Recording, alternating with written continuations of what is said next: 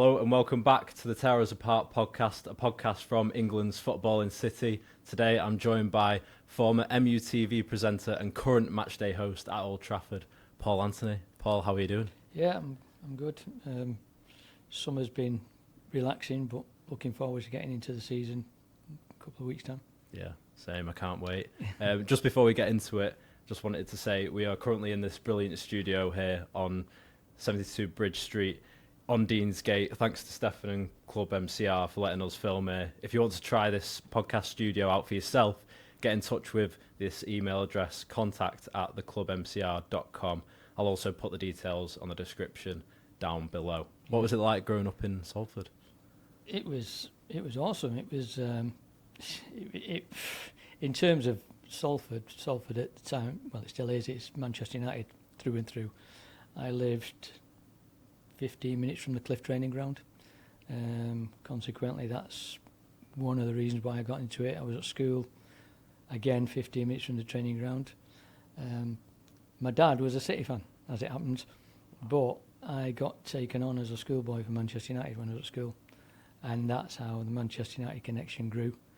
And it's been really weird in that there's been connections from when I was 10 right through to now, years later, to be a Manchester United fan. As an example, my first ever game, going to watch Manchester United, I was 10 years of age. I remember it vividly. It was played against Tottenham at Old Trafford. George Best scored 2, Dennis Law scored 1, Alan Gilzean scored for Tottenham. We won 3-1, and from then I was hooked. Wow. What year was that then?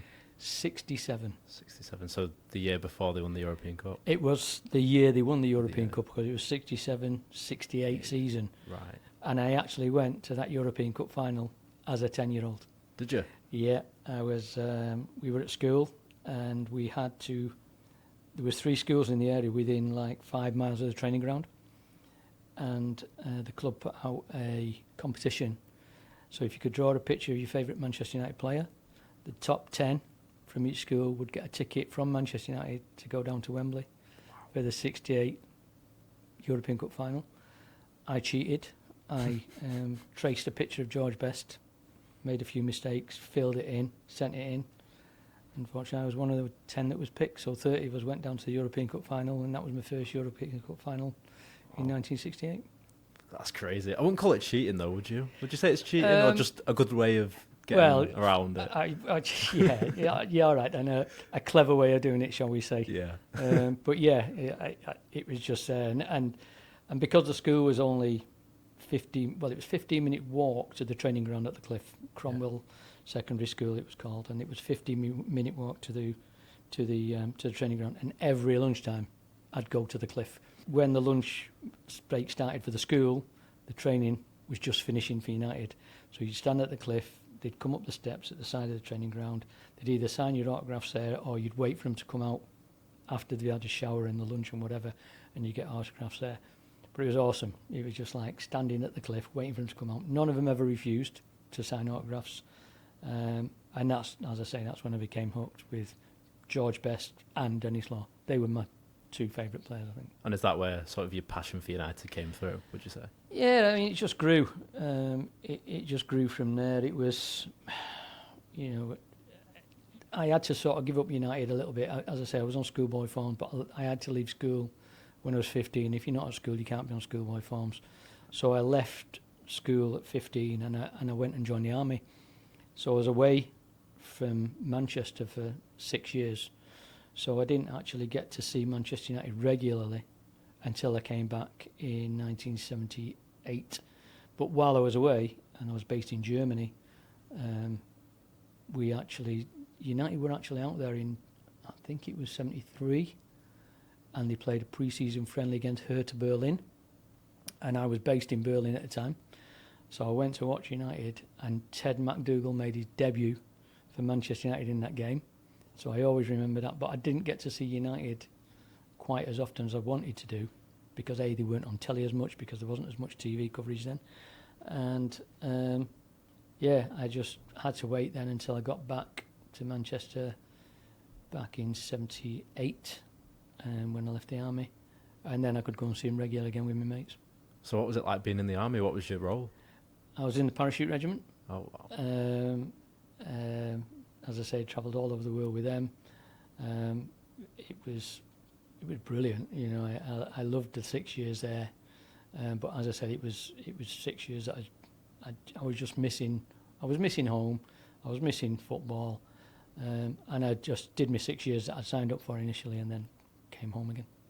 I mean, United weren't too good in the 70s, were they? So you Well, didn't miss out on too much, I suppose. no, I mean but they weren't that good. I mean, they got relegated, but they were playing entertaining football, and then when they came back, obviously the players that they came back with were exciting players. You know, they were playing with proper wingers, they were playing with proper centre forwards.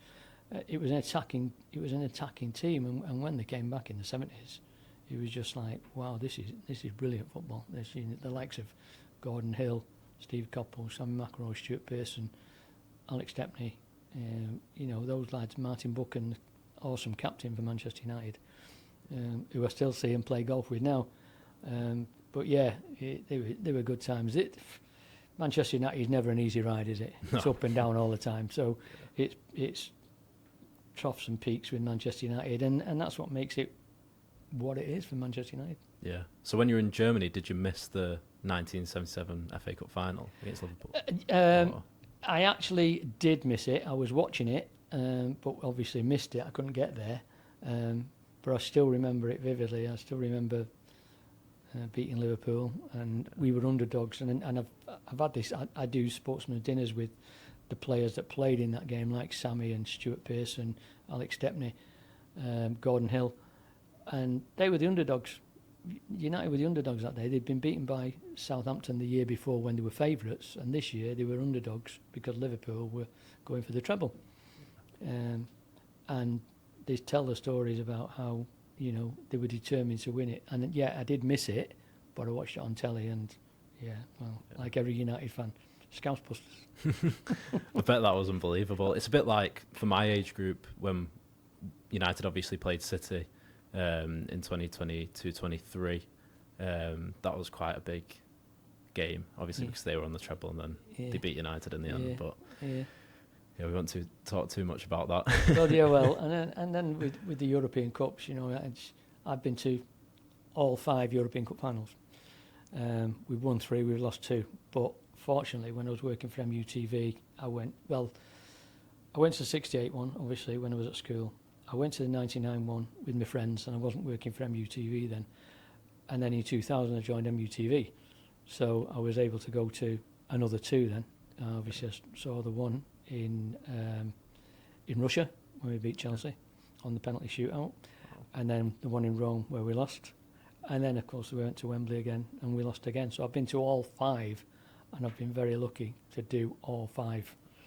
So from leaving the army until joining MUTV in 2000, what were you doing during that time? If you join the army as a paratrooper, there's not a lot of call for paratroopers in Civvy Street. So I was struggling around. I was scratching around, finding jobs. I went to work in a paint factory, putting paints in boxes and stuff like that. And then I was in my local pub one night, and there was a lad who ran the pub. He used to be in a programme called The Comedians. You won't remember it. It's a bit far back in the day. A gentleman called Jerry Harris. And he said to me one night, and I can't do the Cockney accent, so I'm not even going to try. He just said, you shouldn't be hanging around here. He said, I'll get you on the cruise ships. And I thought, and he was a bit of a storyteller. I went, yeah, all right, whatever. Anyway, he took my phone number, and there was no mobile phones in them days, so that was on the Wednesday. On the Thursday, I got a phone call at the paintworks where I was working, saying there's a gentleman in London wants to speak to you. So I had to go up to the office, got this phone call, and he said, Jerry Harris has been on the phone, believe you want to work with us on these cruise ships. So I said, well, yeah. He said, well, can you come down to London tomorrow? So this was on the Friday. So I took the day off from the thing, I went down to London, trolled around, found the offices, walked in this office, big guy there, sat in a big leather chair, big desk, and he sat me down and he said, right, so what can you do? I said, well, no, not really. He said, can you do silver service? I said, no, never done it. He said, can you do drinks around the swimming pool? I said, yeah, I could serve drinks, no problem. So he said, right, there's your flight tickets. You're flying to Greece tomorrow to get on a ship. So the first conversation was Wednesday. On Saturday, I was on a ship in Greece, sailing around the Mediterranean, serving drinks. And from there, I was only working daytimes, and there was a DJ on who you didn't have to speak because they're all different languages. So I started DJing for him one night a week. Saved up all this money. When I came off the cruise ships, cutting a long story short, I got a load of mobile gear, started doing mobile discos, and then a gentleman approached me one night when I was doing a wedding, and he said, I'm opening a new hotel group in Manchester. Can you come and work as a DJ for me? Which was Britannia Hotel, which was Saturday's nightclub. So I went working there, and I worked there from the day it opened till the day it closed. But in between times, I won the DJ of the Year competition in the UK. I got a job on Radio Manchester, working DJing on Radio Manchester. I had a short stint on Radio 1, only about 6 months.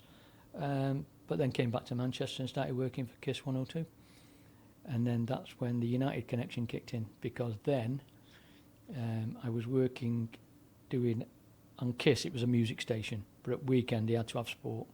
So it was music and sport, and we had access to all the local football teams. We got accreditation to go to City, United, Burnley. Who else was there down there? Oh, as far as Stoke, we went to Stoke.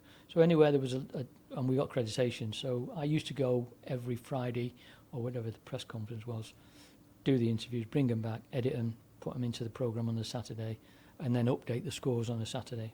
So, and after about, I don't know, maybe 3 years, I got a phone call from a gentleman called Peter Brooks, who was managing director at MUTV, and he said, we're looking for a reporter, and Sir Alex Ferguson, it wasn't Sir Alex, it wasn't Sir Alex, it was Alex Ferguson. Alex Ferguson has suggested that we contact you. So I got the phone call, I went down for the interview, and 2 days later I was going on holiday. And I went to Benidorm, and I hadn't heard anything back. And I was still in Benidorm, and I was thinking, I need this job. So there was no mobile phone, so I found a bar. I phoned MUTV, spoke to another gentleman. It wasn't Peter Brooks, it was his sidekick, Bob. And I said, am I working for you for the start of next season? And he went, yeah, when you come back, just come in and sign the contract. And that was in 2000. And that's when MUTV started for me. So, off Fergie's recommendation, Yeah. you got a job at MUTV. Well, Fergie, I wouldn't say it wasn't a recommendation. Well, I suppose it was. He suggested, because I'd done interviews with him. And he quite liked how you... Possibly, yeah. And then because he'd had a conversation with Peter Brooks, and then Peter Brooks suggested I go down, have the interview, but I still had to pass the interview. I still had to do screen tests. I still had to do all that stuff. But yeah, I got the job. Yeah. That's insane. I mean, there's so much to unpack there. What was it like to DJ? That was awesome, because once I won the DJ of the Year competition, which was based at the final was at Stringfellows in London, with Peter Stringfellow. So once I'd won that, then the offers started rolling in. Yeah. So my money at the nightclub went up. Then I started doing Ibiza. So I was doing the Ibiza gigs with Esparadi and Manumission and all those. Then I started working with the bigger names, Graham Park. I worked with quite a bit at the Hacienda. So that was totally different to what I was doing in 2000. Yeah, but it was good times. Because especially nowadays, nightlife's a little bit different compared to back in the day. Clubs are closing up and down the country. Yeah. But for people like my age, what was the Hacienda like? Was it just constant every single weekend? Hacienda was just madness. It was a no-hold-barred nightclub. Anything went, and I'm not going to go into too much detail about what went on, but it was one of those clubs where you had to be seen in Manchester. You know what I mean? It was, I remember working one night, I was doing a preset. I can't remember whether it was Graham or I can't remember who it was. I was doing a preset, but then all of a sudden Madonna appeared on the stage, and you think, wow, You see, but Madonna wasn't Madonna as we know her now. You know what I mean? Yeah. Kylie Minogue was there, but it wasn't Kylie as we know her now. There was loads of stars that became stars that started at the Hacienda, but they weren't stars at the time. But you could tell they were going to be big. You know, like Madonna, she just happened to be in Manchester for some reason. They just decided to appear at the Hacienda. But I didn't work with her. I'd done a pre-warm-up, and then somebody else went on after her. It wasn't me. I think it was Graham. But anyway, yeah, the Hacienda was just... but the Manchester night scene then was awesome. You know, it was like, there was hundreds of clubs. They were all packed. It's totally different to what it is now. What do you think's changed? The club culture, I think, maybe. And I think, you know what, I don't really know. I couldn't give you a definitive answer of why it changed, but I know when I was at Saturdays, the nightclub there was a sort of a gang culture coming in, and it put people off a little bit. I won't say that's the only reason. I mean, prices were going up, times were changing, but yeah, it was interesting times. I mean, I still do DJing now, bits and pieces, but nothing like what I was doing before. I don't do clubs anymore. I still do sort of the odd gig now and again if I'm getting asked to do it. But no, my main focus now is working on sport. And then, did you ever meet Tony Wilson? I did meet Tony Wilson. What was that twice. experience like? He was different, to say the least. But he was, you know, he was Mr. Manchester. You know, he was the one in the club scene that certainly with Haas, he was the one that wanted that place to grow, and he certainly made it grow. I only met him twice, but yeah, what a nice guy. What a really nice guy. So then, working for MUTV in 2000, what was your first memory that you can recall of? When I joined, it was just like, right, don't get starstruck. Because at the time you had the likes of Bex, Skulls, Giggs, Yapstam, Teddy Sheringham, Andy Cole, or Andrew Cole as he liked to be known, Keno. But my first job for MUTV was going down to Carrington. Now Carrington had only just been built. The players hadn't even been there. And it was still pre-season, wherever they were. But we got invited down, and my job was to sort of do a bit of a mini documentary about the new Carrington. So we were invited down. I was given a tour with the cameraman by Diana Law, who was the press officer at the time, Dennis Law's daughter. She was the press officer, and we became great friends while I was there. So she gave me a tour around. So my first impressions of Manchester United was Carrington, this state-of-the-art flipping training centre. And you're walking around and you're seeing all this new stuff, massive swimming pool, the gymnasium, the pitches. And that was my first introduction to Manchester United Football Club, and looking at it and go, wow, well, now I know why they're the biggest football club in the world. Obviously, it's changed since then, and they've upgraded since then, but this was in 2000. They were still training at the Cliff, which was antiquated, and they were moving into this massive new complex that was just awesome. I mean, that must have been some pressure going in, especially the year before they would have won the it was the year before treble. That's a lot of pressure going in, and like you said, with the names that you were dealing with. Yeah, well, that was it. It was like, right, don't get starstruck, don't, because I'd followed United all my life, pretty much. And then you're sitting down with Keno and Scholesy and David Beckham, Ryan Giggs, Yapstam, Teddy, Alex Ferguson, and you're thinking, wow, this is insane, And I always remember about 4 weeks after joining, I was told, because we used to have rosters between the reporters to go down to Carrington to do player interviews, usually on a Friday before a game. So you get all the stuff for MUTV, and then you take it back to the studio. They'd edit it, and they'd use bits and bits. So you used to get 15 minutes with each player. That was, or the manager, and that was it. No more than 15 minutes. And I always remember going down, and they said, "Oh right, well you're on roster duty this Friday." Alex Ferguson, and I can't remember who the players were, but there was 3 players. But I'm thinking, Alex Ferguson, what am I going to do? I've got 15 minutes with Alex Ferguson. So I went down and I had all my questions written out. And what we used to do was sort of talk about the previous game. So you get a sort of 5 minutes on the previous game. You get 5 minutes about the upcoming game, and then if there's another game coming up where we weren't going to go down to Canada, you'd use 5 minutes for that, or whatever. So you do all your notes, and then you go down.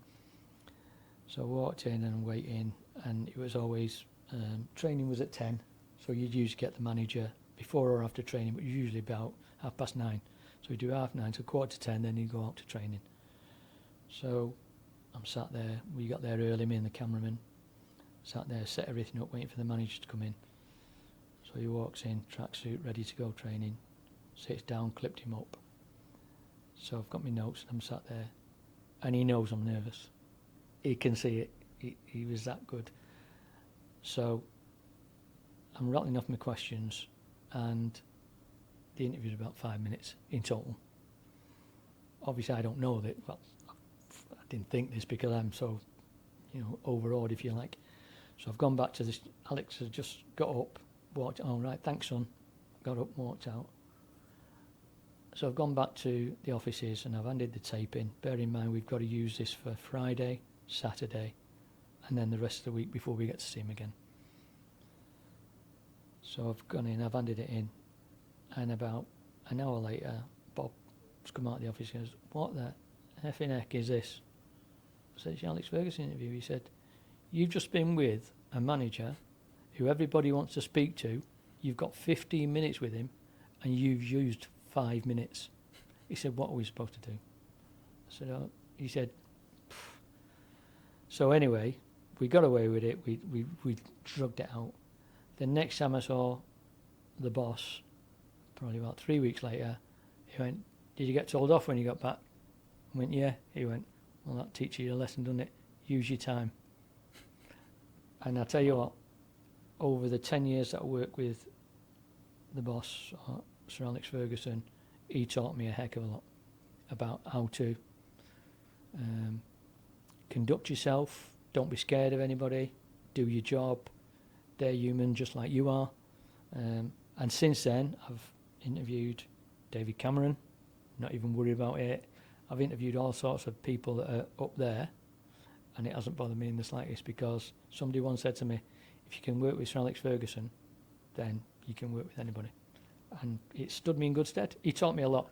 He taught me a heck of a lot. See, everyone talks about the Alex Ferguson effect, especially the players, but for people who are outside of sort of that sphere, I know you were still working at MUTV and you're at the club, but on a media side, that's like that's quite powerful, because I know he had problems with certain companies and journalists and broadcasters before. He did, but he had. If he had a problem with them, there was a reason there was a problem. They were either trying to demean what he was doing, or they were telling lies, and he had issues with. I think he had a fallout with the BBC at one time. But because it was something that they put out that really shouldn't have been put out. I had hairdryer treatment from Alex Ferguson more than once. He is an awesome person. He's an absolute genuine man. If he doesn't like something, he'll tell it as it is. But if you do something right, he'll praise you for it. And he'd be brilliant. It just shows how much of like a god he was at United, I suppose, doesn't it? Yeah, and you look at Manchester United now, since he's left, how, I won't say it's gone, they've not obviously won as much as what they should have been winning, but if you look at Manchester United and the attitudes at Manchester United since he's left, people would not have got away with what they're getting away with before Ruben Amorim's come in. You can put people like David Beckham, Roy Keane, Jaap Stam, and those people who are not giving 110%. I'm not saying they weren't giving 100%, but if you step out of line a little bit, then the boss is there to put them back in line. And if you step out of line, you cannot be bigger than Manchester United Football Club, and you cannot be bigger than the boss. It doesn't matter how good you are, how much money you're earning, how good you think you are. You should not be as big as the club, or bigger than the club. And I think since Sir Alex has left, that has slipped a little bit. And once it slips a little bit, it's hard to get it back. Because if one person sees him doing it, another person will see him doing it, and then it carries on. And until that's stopped, then it'll carry on. And I think that's what you're seeing now. I think you're seeing now a manager that's coming and saying, right, I'm not standing any messing. If you want to play for Manchester United, you play for Manchester United, but don't start going to the media, don't start throwing your dummy out your pram. And I agree, you know, at the end of the day, you should be proud to wear a Manchester United football shirt. Which I don't feel like some of the players have been, maybe in the past 10 to 12 years. You know, there are certain players that I don't think have. I feel sorry for a couple of them. I think the Jadon Sancho one, I think working in the media, we heard stories about Jadon Sancho before he came to Manchester United. City got rid of him for a reason. Dortmund got rid of him for a reason.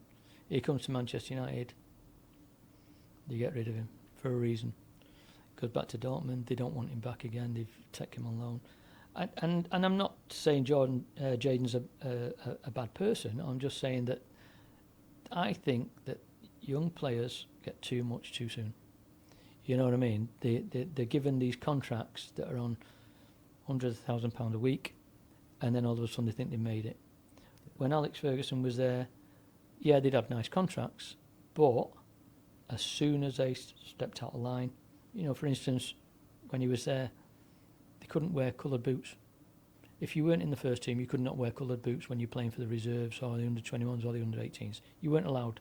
You couldn't have a big flash car until you'd made it to a certain degree in the first team. It was a policy that they had. Barcelona have got it now. I mean, if you look now, Marcus Rashford's been told at Barcelona that he cannot have a Rolls Royce in Barcelona until he's proved himself. It's a strict policy, and I think that slipped over the years, and players now getting £200,000 a week when they're 18, 19, 20 years old. I just think they think they've made it, and they've not. And, you know, I might be being overcritical here, but that is my opinion. And I think what they should do is say, right, you're on a decent wage, but then it's performance related, and then if you've been in the first team for X amount of years, you'll get another bonus, but have it performance related. Don't give them a 5-year contract at £300,000 a year, because there's no incentive then. I think many people would agree with you. Most fans would agree with what you've just said, and me including myself, I do agree. And I think that, well, when we had Lee on the podcast, we sort of spoke about this as well. And I believe he was an apprentice before he went to the first team. Yeah. And that probably, those values that he was sort of brought up in the club with, that's probably something that plays into what you were saying about it sort of builds you up and be ready into the first team, because you're hanging around with them at the end of the day, aren't you? Exactly. You're in the environment. And at the end of the day, you've got the best facilities in the world. You're probably playing with the best manager in the world, or you were certainly at the time when Alex Ferguson was there. And I think this Ruben Amorim, I think he's got the right attitude. And as long as he gets the backing, I don't see, you know, he's got this so-called bomb squad, if you like. He's even come out, I think, this week and said, you know, if you want to play for us, I'll integrate you back into the team. Obviously, Marcus can't because he's gone. Jadon certainly won't because of certain other things. Anthony, I mean, the deal's on the table for Anthony, and if he goes, he goes. But he's proved what he can do, albeit in a different league, and which is probably not as good as the Premier League. Excuse me. But, you know, if he wants to bring... See, the other one with me is Garnacho. He's got all the talent in the world, but you can't go on social media wearing an Aston Villa Marcus Rashford shirt. You can't go on social media slagging off your manager's team selection. You can't do it. If you want to play for Manchester United, keep quiet, knuckle down, play football, and make the manager just say, you can't leave me out anymore. And I do think Premier League proven players are a big factor, especially. And that's why I think Amorim's targeted that with Mbumo and Cunha both coming in. Yes. That seems to be something that he wants to integrate in a bit more. Because Yeah, you could even see last season the players just physically just weren't there. Yeah, that's right. And they didn't have the strength in depth to do it. And this year, obviously, there's no European football, so he's going to have more time to work with the team. He might bring another, after this podcast, he might bring another couple of players in, you know, maybe a midfielder. Certainly he'll be looking at a striker. Who we get is another matter. But I think with the fact that there's no European football next year, it could be a godsend, because obviously he's got more time to work with the team. he doesn't need as big a squad. He will want a bigger squad, but he doesn't need it because there's not as many games. Obviously, you've got FA Cup, League Cup, but there's no European competitions, so it's a bit more time for him to work with his team. And again, I think we've got to give him. You see what he did at Sporting, similar sort of situation there. They were on the down. He brought them back up. They won the league, and I think give him time. We can't keep chopping and changing managers. They're not all bad managers. The ones that we've had are not all bad managers. They've all been proven. Mourinho's a proven manager. Van Gaal was a proven manager. Even Ole Solskjaer did what he did. But then you've got to look at the playing side. For me, it's the players that throw the manager under the bus. You know, if they don't want to play for the manager, so let's put in a performance that's not worthy of Manchester United, and then it's the manager that takes the flak. I think with this group that we've got in now, the Ineos group, who have said, right, we'll back Ruben. Yeah, we had a rubbish season last year, but he inherited a squad halfway through the season. He didn't have a pre-season. He inherited a squad that isn't his. Now he's putting his in place, and it won't be this year. It might not be next season, but I can guarantee that we won't finish 15th next year.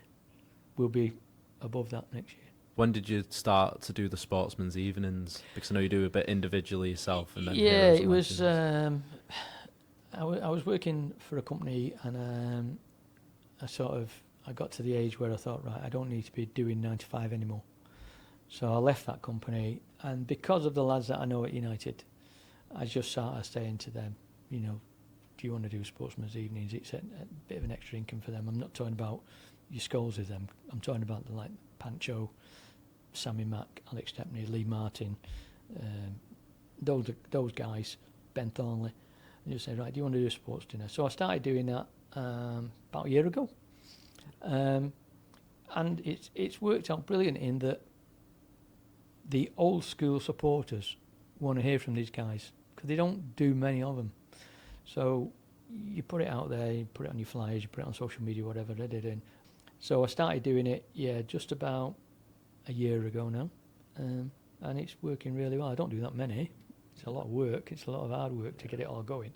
But about a year I've been doing that now. There been any highlights, any certain players that you've worked with on these Sportsman evenings? It wasn't my dinner. I actually hosted one for Heroes and Legends, and it was with Martin O'Neill and Norman Whiteside, and that was entertaining, to say the least, because they were telling stories about when they were away with Ireland, playing together. He was manager, and there was all sorts of stuff. But yeah, that's probably the highlight. That's probably the biggest one I've done so far. But Martin O'Neill was just so funny. He was just unbelievably funny, and considering who he is and what he's achieved, he was down to earth. But such a funny man. And I've got one coming up in a bit with Mark Crossley. He used to play for Forest and was on loan at Manchester United for a short period of time. So I've got one coming up with him, which I'm really looking forward to. And who else have I got? I've got another one with Paul Parker, as it happens. But that's further down the line, a bit way down the line yet. But nice. It's good. Yeah, I'm enjoying it. Yeah, it keeps me in touch with the world of sport that I enjoy with football, and not just Manchester United. I mean, obviously, I love Manchester United, but and doing Sportsman dinners and doing the hosting at United, you get to meet other people as well, like Colin Montgomery. I've sort of met him a few times. Celebrities come in all the time. So that's the other thing, because what you do, you can't just pick somebody. You've got to pick, right, well, how many people are likely to turn up? Is the venue big enough? You know, so if this one comes off, it's going to have to be a big venue, because it is going to be big. Wow. Well, everyone can go and follow your socials, I'm sure, because you'll be posting on there. That's a start. Yeah, definitely. And then if anyone wants tickets for any of your events in future, what's the best way to contact you or the company? We can do it on social media, or if you want to do it, I usually put the tickets up. I don't use sort of agencies to put tickets up. I just do it through my own email address, but it will all be on social media with that address on there anyway. And if you just want to join me on Facebook and do it that way, we'll go through your channel. Yeah, I'll put your links all in below as well, so everyone can go and follow it if you're watching now and want to go to one of these events. I mean, I've been to the Sammy Mack one. That was brilliant. Yeah, he's good, Sammy. He's really good. Yeah, that's brilliant. And then last question, Paul. If you were to make a United five-a-side all time, who would be in it? Oh, my word. That's thrown me a little bit. Well, I think I'd have De Gea in goal. Over Schmeichel, yeah. Who else would I have in there? Of all time? Of all time, yeah. Not so just any Premier player. League? No, First Division. Obviously, George Best would be in there. Yeah. Bex. Ryan Giggs. How many is that for? And probably Eric Cantona. Eric Cantona. Wow. That was some team. I know. And how many have you met out of all them? All of them. You've met all of them? Yeah, wow. yeah. That's yeah, incredible. I did one with Eric Cantona. I did a 1 hour interview with Eric Cantona, which I've still got. It was while I was at MUTV. We actually met in a hotel. Well, it wasn't a hotel, it was a B&B. And I've still got the video at home of when I was at MUTV. And Eric was over with his brother and his son. And he said, oh, yeah, we want to do an interview. Right, okay. Meet me Sunday morning, B&B in Northern. So I went to this B&B. I couldn't find it. It was like a tiny little B&B. So I rang the bell. This little old lady came to the door. I said, oh, I'm here to see Eric. She said, oh, yeah, come in. We're waiting for you. So I went in this room. And then all of a sudden, Eric comes in with his brother, who's his agent, and his little lad. He said, oh, in his French. He said, oh, nice to meet you. I'd never met him before. Nice to meet you.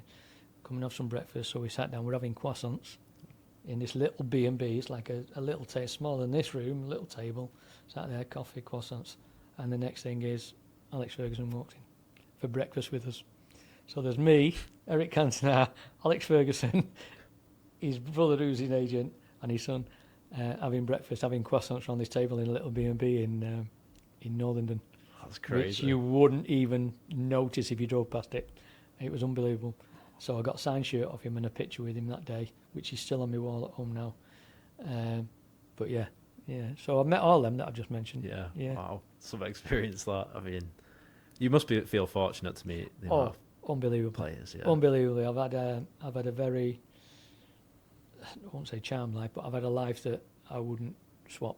To be honest, I've done what I want to do. As I say, I've played a little bit for United as a kid. I've been in the army. I've done my DJing. I've been Ibiza. I've worked the cruise ships, and we've worked for Manchester United with some of the greatest players in the world: Beckham, Giggs, Scholes. Worked with the best manager in the world: Alex Ferguson, Cantona, Robbo. So yeah, you can't ask for any more. I've been very privileged in my 67 years. Yeah. Well, and for others out there, just a bit of like life advice for them. Would you say that because you've been through so many experiences? I think what it is just never give up. You know, at the end of the day, if you want to do something, do it, and don't be scared of trying it. If it fails, it fails. You know, it's flipping heck. You know, when I was trying to be a DJ on radio, I sent in excess of 350 cassettes, as they were in the time, to different radio stations. And you just got rejection. And you just got to keep going. Just believe that you can actually do it, and eventually it'll pay off. Even if you start off down here, like I started off at Radio Manchester, it just grows. Yeah. So yeah, just keep going. That's great. Thanks for coming on, Paul. My Appreciate pleasure. it.